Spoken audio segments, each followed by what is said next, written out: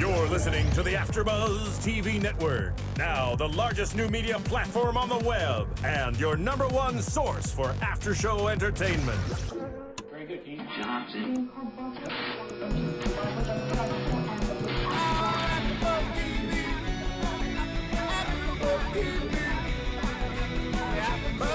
The AFTERBUZZ Studios in Los Angeles, California, presented by Maria Menounos and Bing.com, and streaming live thanks to Akamai Technologies. This is AFTERBUZZ TV's The Americans After Show.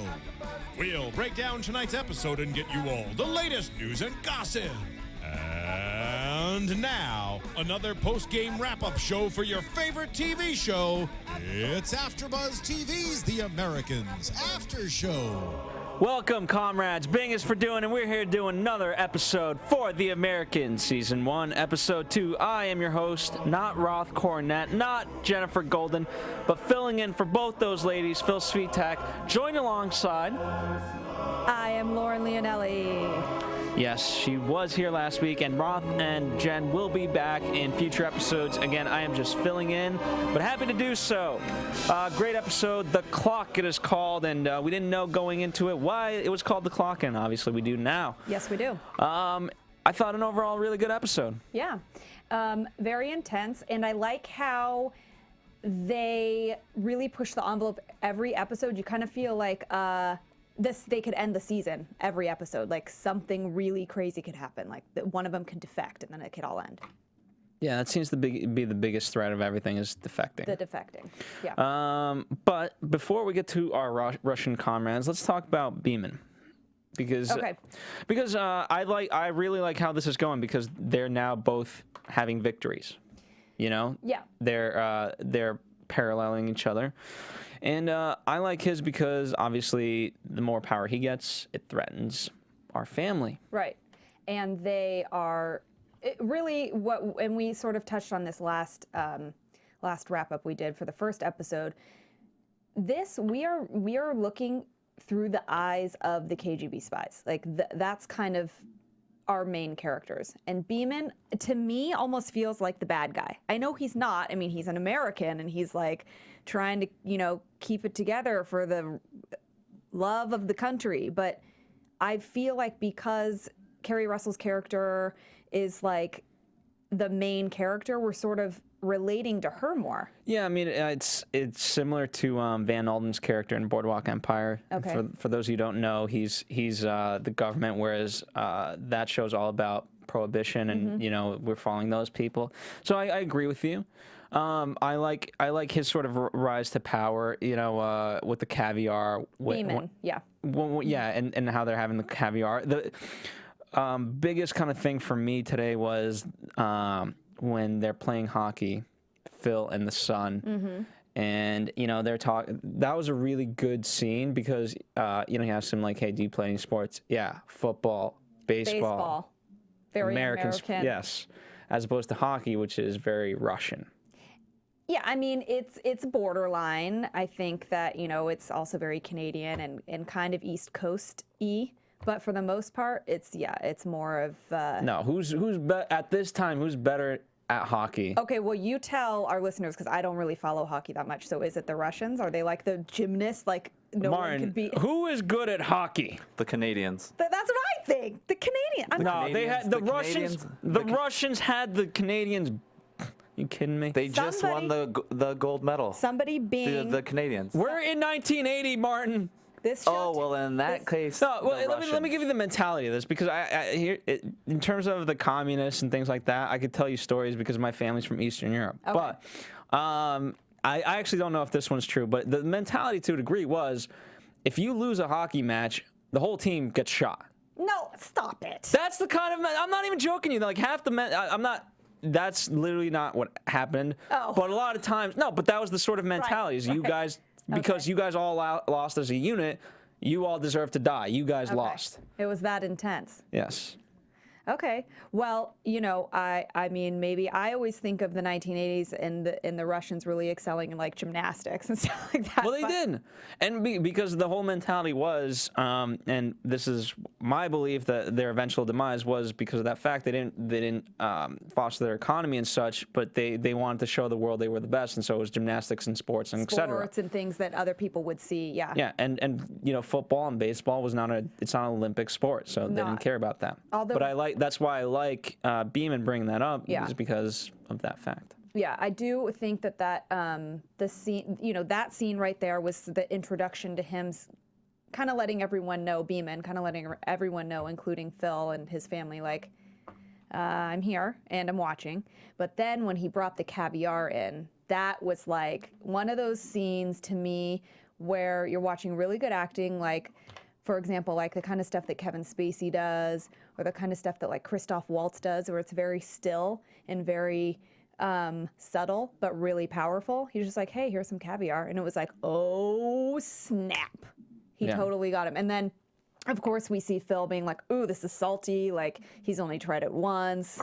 I don't really like it. And then, of course, at the end of the episode, we see he and his wife, Elizabeth, like, just enjoying the crap out of that caviar. Like, how expensive it is. They can't believe they're getting to eat this. None of their families could ever afford it. Yeah. But I did like that Beaman. You're right. I mean, we thought, I think, based on the last episode, when he walked into the garage, tried to find something in the trunk, failed, and we kind of see the wind get taken out of his sails. But this episode, like you said, we see his power rise up again. And he's kind of like, he doesn't have anything yet, but he could very well find something. He's on that. He can, and, you know, early on as they're having, as Phil and Elizabeth are having their discussion, you know, Phil says, yeah, I think he's going to kind of move on. I don't think he does anything hard, whatever. Yeah. And obviously you could see the fear in his face. And you made a good point. For every word that Beaman said, I think Phil said like 20.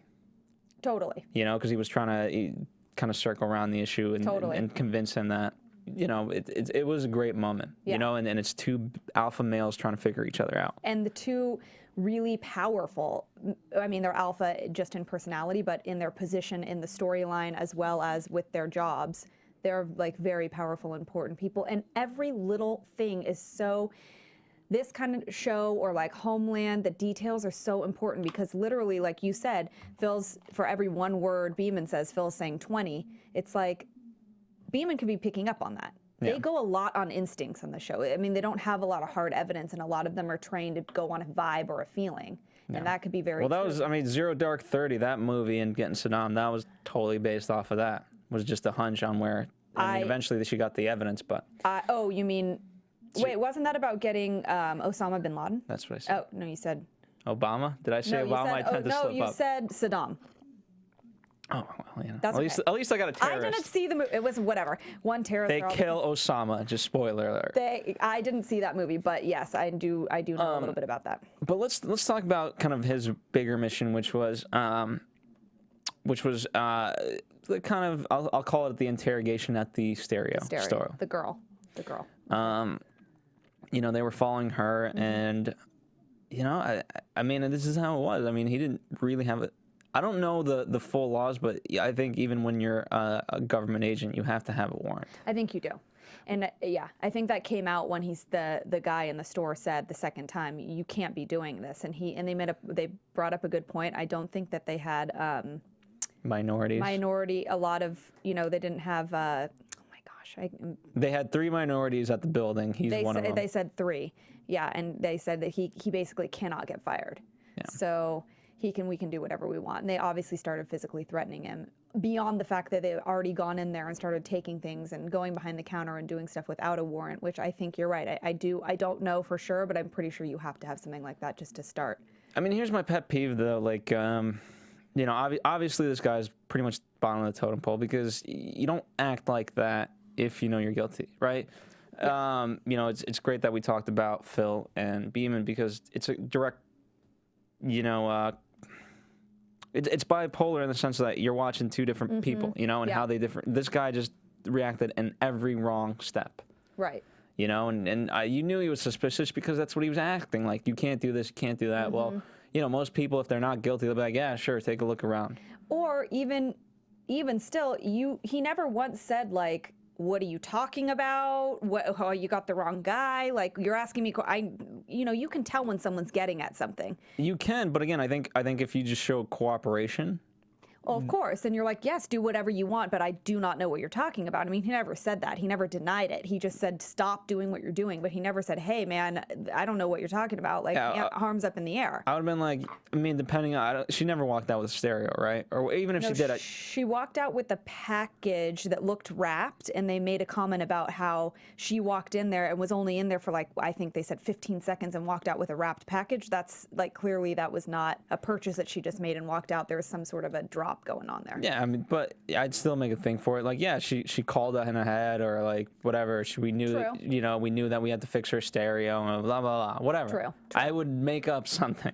Right. But it was, again, a very fun storyline because it only progresses him. The closer that he gets to his goal, the balance. We're in the balance here. Yeah. I like it. And there's a lot of that going on. Like we touched on earlier with this show, like the balancing and seeing the sides of the Americans and the Russians. And even with Elizabeth and Phil, we're doing that balance of like, are they or aren't they? Are they defecting? Aren't they defecting? Like, where are they going to go with this? And we see that constant struggle the entire episode, and the first one too. I feel like it's going to be something they're going to be able to string out through the whole storyline. It's not something that's just going to die in like a 2-episode arc. This is something that they can constantly keep you wondering with. Like, for example, and we talked about this last time, that this show has been compared a lot to Homeland, and they, for those of you that watch Homeland, that Agent Brody, the whole time you're like, is he or isn't he? Is he or isn't he? And they carry that throughout the second season. So I think that's a good thing for them to start really kind of getting the audience to like wonder about, because it's something that really, to me, gets me really interested. Like, I want to know what Kerry Russell's character is doing. Like, what is she thinking? There's so much going on behind every line she has. Well, I think, unlike Homeland, though, I think this is on our soil, obviously, on American soil. But with terrorists, I think, unfortunately, there's a stronger stigma towards it. Whereas, like, Russians, with this, it's interesting who, like you brought up, who is worse. And as Beaman says, this seems like a pretty ideal place, or whatever he says. To live, yeah. Yeah, and you know what? It does.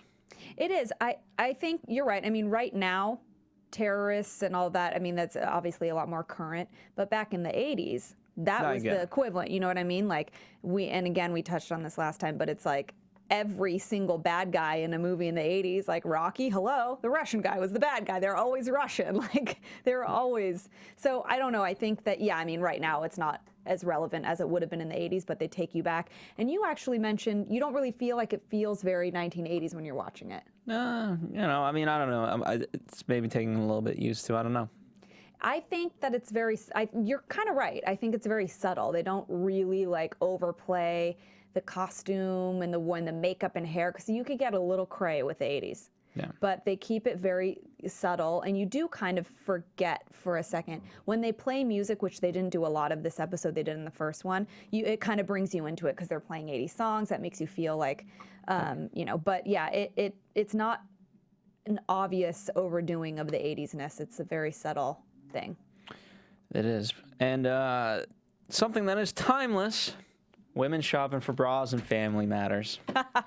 That's true. So obviously that's kind of the reoccurring theme. It goes along well like with, this seems like a pretty ideal place. America does. And you know what? If you can ultimately raise your kids here, and irony is these kids are being raised American. And that is not what Elizabeth really likes. She has a constant struggle with that, but she cannot voice it because they're not allowed to discuss anything that comes from their past whatsoever. So she has to swallow that jagged little pill every time one of her children says something about baseball or bra shopping or whatever. I mean, you watch her just like... At least the bra was red. That was encouraging. Phil, that was good. At least it was red. But she did not like that her daughter was bra shopping without her. I think that what I took from that was that that's not a very... It's non-traditional for her daughter to be going out buying these kind of. Well, she says things. Like it's not the time you grew up. We're much more freer. Freer, she said, and that I don't. Again, that was one of those comments where you see Elizabeth just swallow that jagged little pill. Like, wow, this is going to be tough. But I think that Elizabeth, her struggle with defecting and not defecting and being, what's the word I'm looking for? Loyal to the motherland. Her children are the only thing that could turn her, I think. She loves those children. I personally think she had those children for a cover-up. I don't think she really loves Phil. I don't think they fell in love and she wanted to have a family. I think she is doing the majority of the reason why she decided to have children. A large percentage is because she wants her life to look real. Yeah. But I think she, in her heart of hearts as a mom, had these kids, and now she loves them. And she's trying to stay on her, her ultimate goal to just do her job and do what she's asked to do. But she's got these kids that are her own flesh and blood, and it's hard for her to, they're supposed to just be American, but they're her children. She's not okay with that. Well, I think what's worse is, again, the more that she's asked to do for the motherland, and yet everything that she's fighting for is being destroyed in her very own family. Right. Yeah, I just think she cannot stand to have her own flesh and blood be American. That's not, And it's pretty, the switch came pretty fast. From episode 1 to 2, she's thinking about defecting. That's a really fast switch. But justly. Right. I think that she, I don't know. Well, why do you think she's starting to feel like she's wanting to defect? For the safety of her children? Yeah. Yeah. That's what I'm saying. It's the only thing that would even make her consider it. And then when she starts doing things like, let's pierce your ears, you're going, oh man, now she's like doing these American things with her daughter. Like, that's sort of us watching her have that inner struggle. Just with little teeny things like that you have to pay attention to, Yeah. But again, it's kind of, she's in the middle because she does it herself rather than, because, she offered, hey, you can go with your friends to the mall. And what's more American than going to the mall? It's more American than the mall. Oh my God. Yes. Nothing. No, yeah, you're right. She did. But then she said, my mother pierced my ears for me when I was about your age. So maybe she felt a little okay, like, well, if I do it, this is like a family tradition or whatever. I was thinking in that moment, though, does her daughter ever ask, does Paige, Elizabeth's daughter, ever ask, so tell me about your mom, and do they have just made up stories, I guess? I don't know. Perhaps. I don't know. Maybe it was just me. I never really asked those questions. Oh, come on, Phil. You wouldn't ask ever about... Kids ask a lot of questions, so maybe if she's over asking the questions now, when she was 5 years old and Elizabeth said, oh, my mommy did da-da-da, whatever, you better believe that little girl would be like, tell me about your mom. And that's like... Sure, okay. Well, I'm sure they have a story. They have a made-up story, I guess, and, unfortunately... they have a story for their travel agents. They have a whole... Details, as you said, details. They know their details. But wait, though, I have another question I need to ask, too. How do these...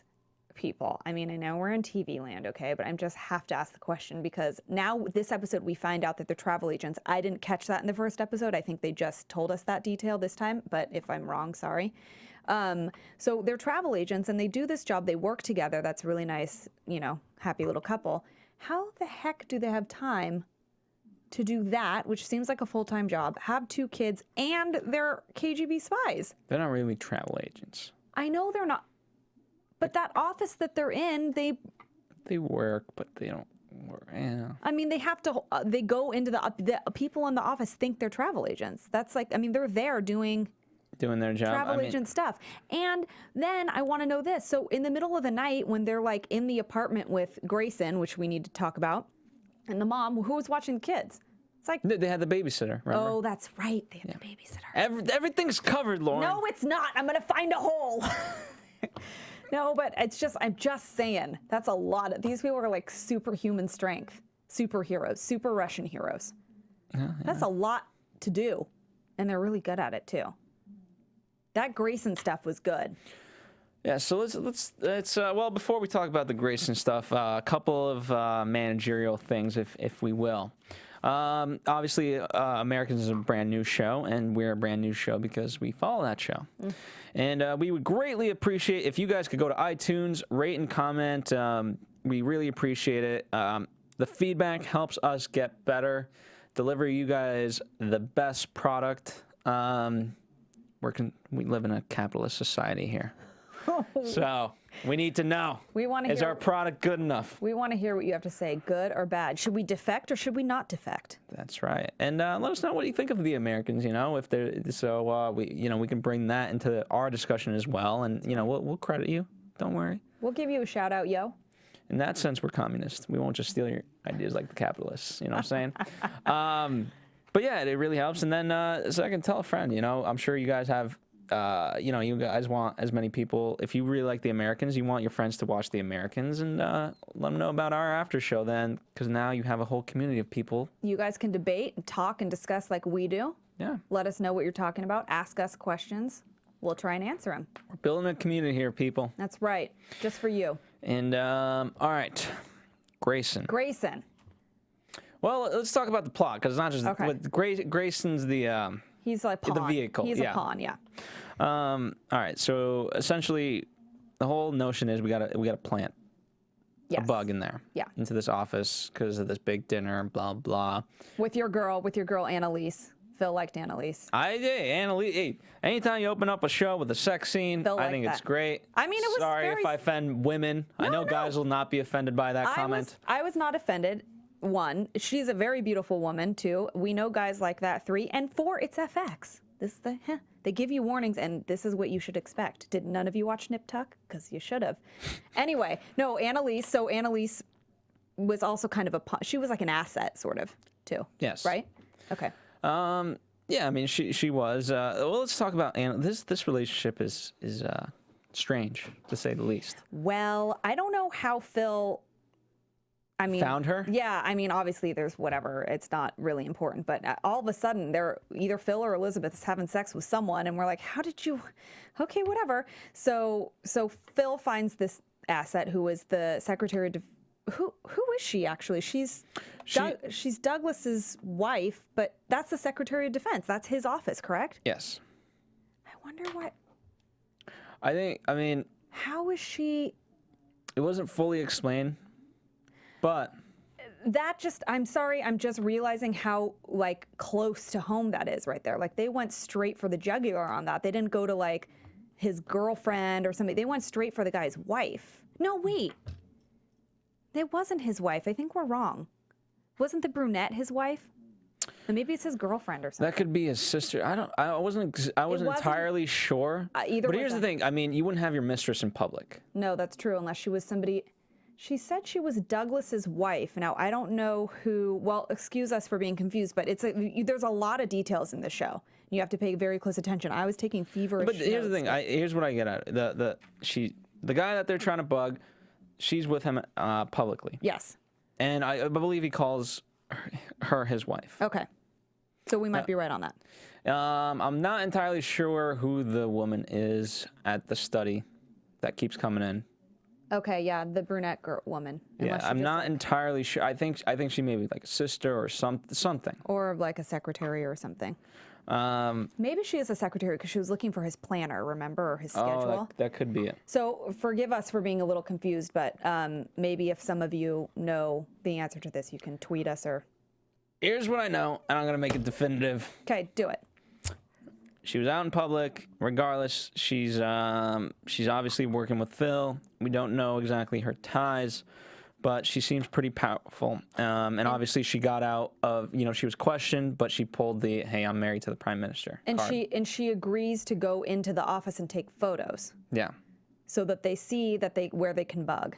Then Yeah. they see this clock and they decide, okay. Now, it wasn't clear in the storyline why Elizabeth tripped Grayson until later we figured out who, but I was very confused when all that was happening. I was like, what is she doing? Here's the good news. I trust a show like this. Oh yeah, this is the kind of thing where when you're watching a show like this, I really feel like when something like that happens, you know it's going to be answered. You need to pay attention to the details though, because everything they're doing is going to eventually tie up and make sense. But in the moment, you're going, wait a second, what is happening right now? I'm getting confused. And then of course they end up explaining it, but Grayson is the maid's son.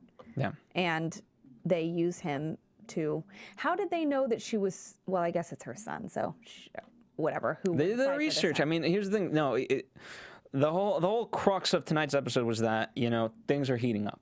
right? We have to Yes. take new measures. And they're like, oh, a mission like this normally would take 6 months. We have 3 days. This is ridiculous. But as Phil later on says, we did the impossible, but we did it. They did She says, I don't like them asking us the impossible. He says we did it. And they did do it. But they did do it. But let me interrupt you for a second. There were some holes, and they do research, but there's always the gray area that happens. And with Grayson and Viola, the maid, who is his mother, there was a hole that they didn't research well enough, that she was very religious. And they called that when she said, oh, Lord, please help us, when, they first came in and explained all this. They said that they're always the hardest ones to go after because their faith, they're so tied up in their faith, and they don't make what they were inferring rational decisions. But like, again, Viola ended up just saying, I'm listening to Jesus, so I'm not going to plant the clock back again. So those kind of things make it interesting, because they can't, Elizabeth and Phil can't look like they're superhuman, like they're going to make everything better all the time. There has to be that feeling of, oh my God, this could go awry. Yeah. And that was one of those things that they, you can only research so much. They couldn't know. They wouldn't know that she would end Especially in 3 days. I mean, if a mission is going to take 6 months to go, has to be realistic. And it was nice because, again, it just only fueled the fire of, do I defect or not? And Yes. Elizabeth. I liked Phil stepping up this whole episode. I mean, he really took charge of this whole situation, and he knew after his meeting, I don't know how or whatever. He had a weird meeting with Annalise, right? She gets out of the car, whatever, and then he has the instinct to know, like, okay, wait, Elizabeth, she's gonna be there. I got to get to that apartment. Yeah.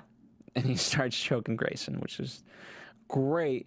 Is not the right word, but I'm going to say great scene. Well, no. Well, for the story, I mean, it made it exciting to watch. Yeah. And those are those kind of things where you start to realize how highly trained and highly intelligent these people are, because they have to be able to make a really important decision on the turn of like in a second.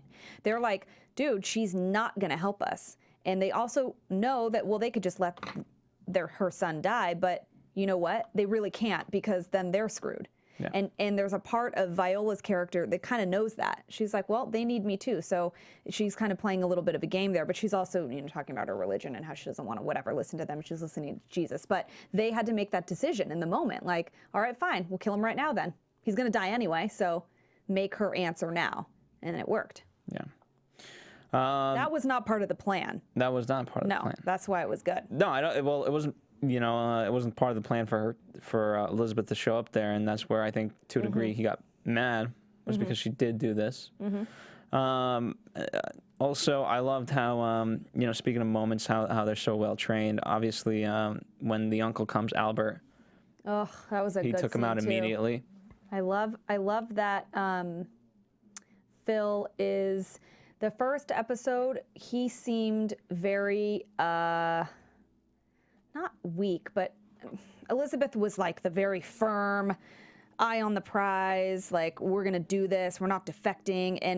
And Phil's character seemed a little more weak, a little more less masculine than you think he would be. Yeah. In this episode, we saw a total different side of him. Well, what's interesting, again, this whole kind of switch from one episode to the other, as Elizabeth says, last episode, she gets asked, do we have to worry about him defecting? She says, no, not anymore, or something like that. And you know what? It could be that's it. He decided at that moment last week, you know what? I'm not going to defect.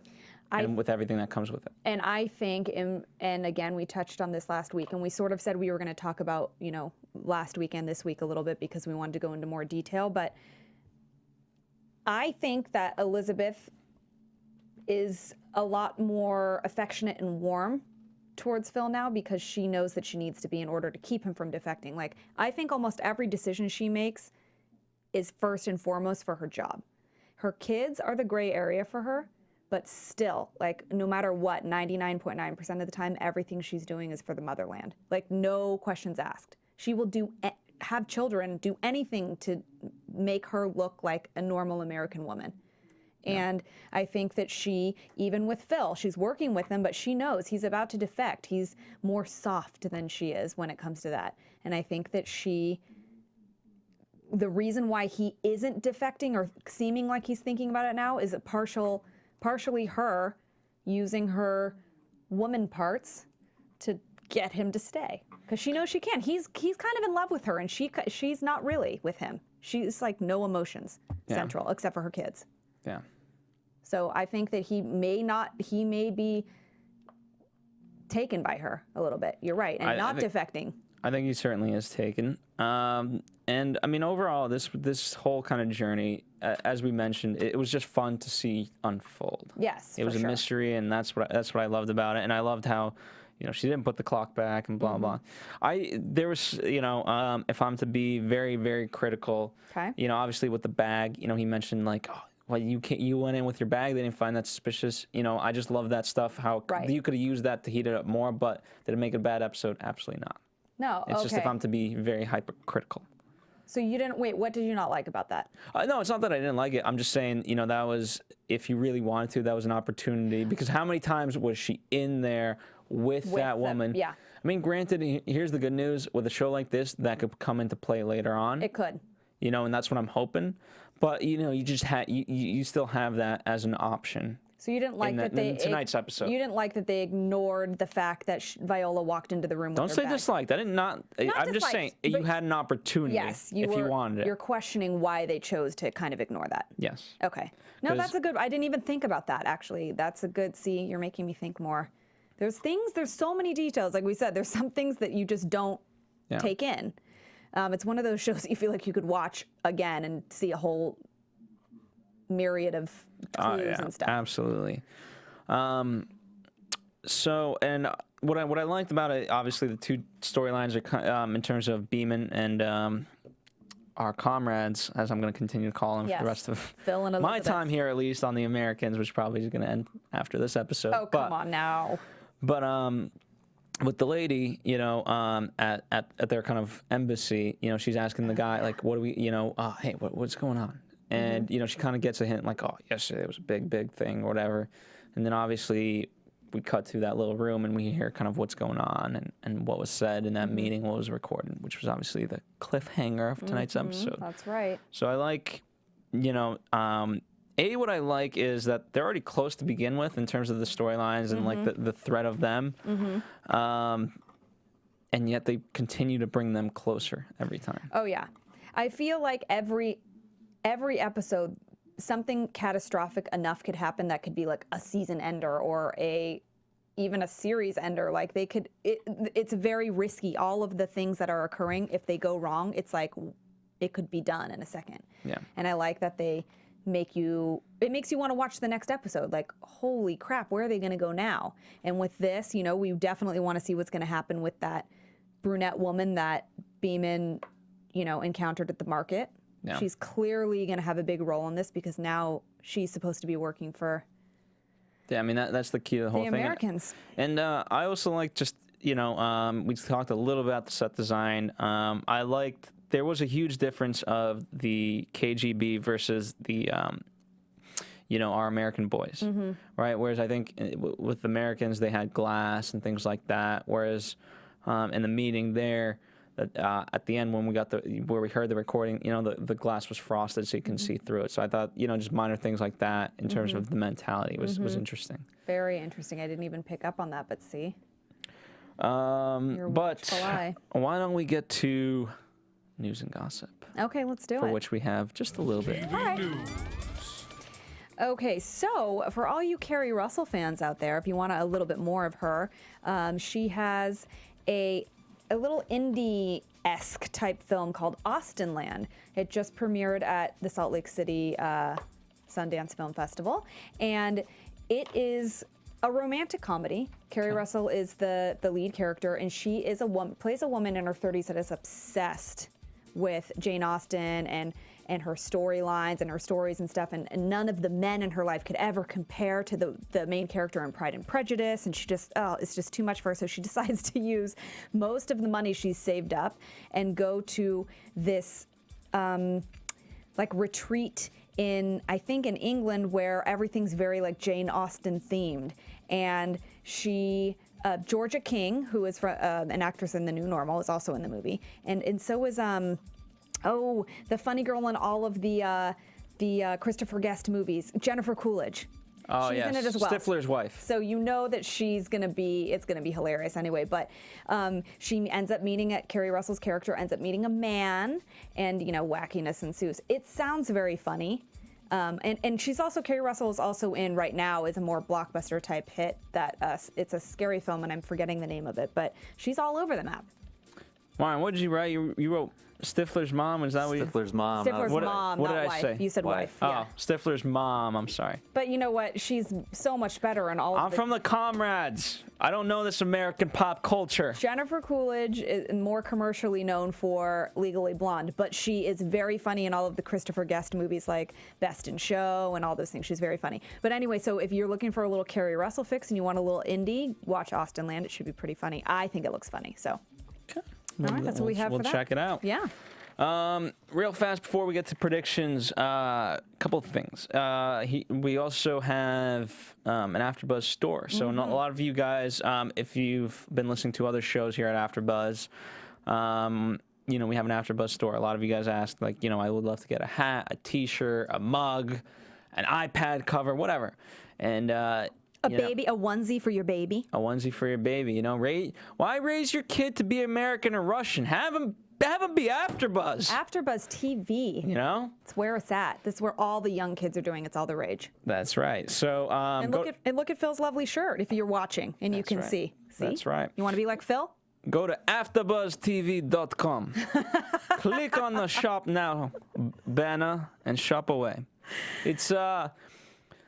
It's good stuff, good quality stuff. American apparel. We don't do American apparel stuff. Yeah, it's no joke. He's the boss man. Listen to him. But yeah, so check it out. Wear yourself some swag. All right, prediction time. do it. My favorite. And now, your AfterBuzz TV predictions. All right, so I'm excited to see how this develops. Yeah. I'm particularly curious about Annalise because Yeah, what you the are. hell? Yeah, you are. No, yeah, don't just think of me as a pervert. No, that's not the only reason. She left it at such an on state She of like totally did. You're right. they were talking about Sweden and like, hey, I love you. Let's have babies. She was. I am sorry, but she was being very weird there. Like, you can hold me and we can make love on a bearskin rug and talk about having babies. I was like, what is she doing? She sounds like a psycho. But yes, it was very weird. What was she getting at? And then she just got out of the car and he's like, you needed a ride. So you're right. There's something's brewing there. Yes. Obviously, big thing will be our caviar lady. I think the brunette that is now working for the Americans, is that who you're talking about? Yes. My prediction for her is that she will find a way to not really defect to the American side. That she's still gonna I don't know how, maybe she'll confess that she made a mistake to the Russians and they'll help her, not get put away in that slave camp that he was threatening her with or whatever it is. But I think you underestimate I don't know, but I think that if she first off, yeah, I mean, she obviously they'll have to create a lot of opportunity with that because that's the only way she can do it. Yeah, I think that I'm predicting that she is going to still have ties to the Russians and she's not going to fully be just helping the Americans. Yeah. She'll figure out a way in. Yeah. I mean, what's interesting is, ironically, it's very parallel. Normally you see as one side goes higher and another side's failing, but they're both kind of failing. Right. And something's going to have to give. I mean, we're only on episode 2. That's what I'm saying. Yeah, something's got to give real fast, and it will. It's so high risk every episode. That's why you're I feel like it could end at any moment. They could just. And I like they're playing racquetball. Yeah. Beaman and Phil. In the